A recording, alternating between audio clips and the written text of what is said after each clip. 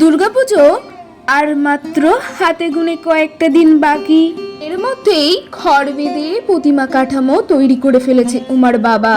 এরপর প্রাথমিক কাজ তো রয়েইছে, খড়ের ওপর মাটির প্রলেপ লাগানো, সেটা আবার রোদে শুকানো, তারপর ফের এক ধরনের আঠালো মাটির প্রলেপ দেওয়া হয় সেই কাঠামের ওপর।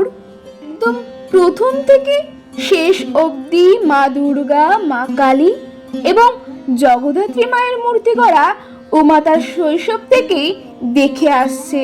কোনোদিন নিজের কাছে এই জিনিসটা একঘেয়েমি লাগেনি।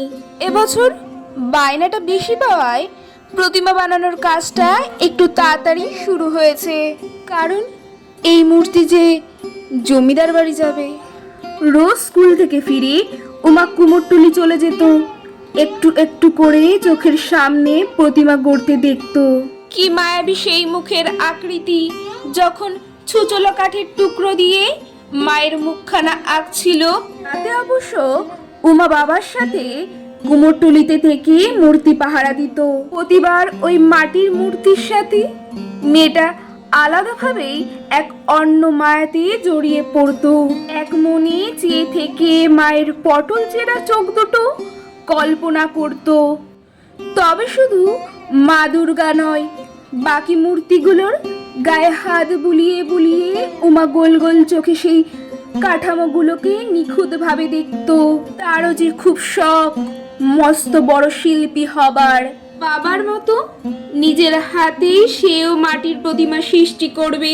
সময় যত এগোতে থাকলো, মহালয়ের দিন জমিদার বাড়ির লোকজন এসে ওই রং তুলি ছোঁয়ানো মাটির প্রতিমা সঙ্গে করে নিয়ে যায়। দেবীর চোখ আঁকা থেকে শুরু করে সাবেকি সাজ এবার সবই ওখানেই হবে। উমা সেদিন খুব কেঁদেছিল, ওর দুর্গা যে চলে গেল, আবার তো সে আসছে বছর পর্যন্ত অপেক্ষা করতে হবে। তোমার কি কষ্ট হচ্ছে না? বাবা তখন মেয়ের মাথায় হাত বুলিয়ে বলে, না রে মা, আমার দুর্গা যে ঘরেই রয়েছে।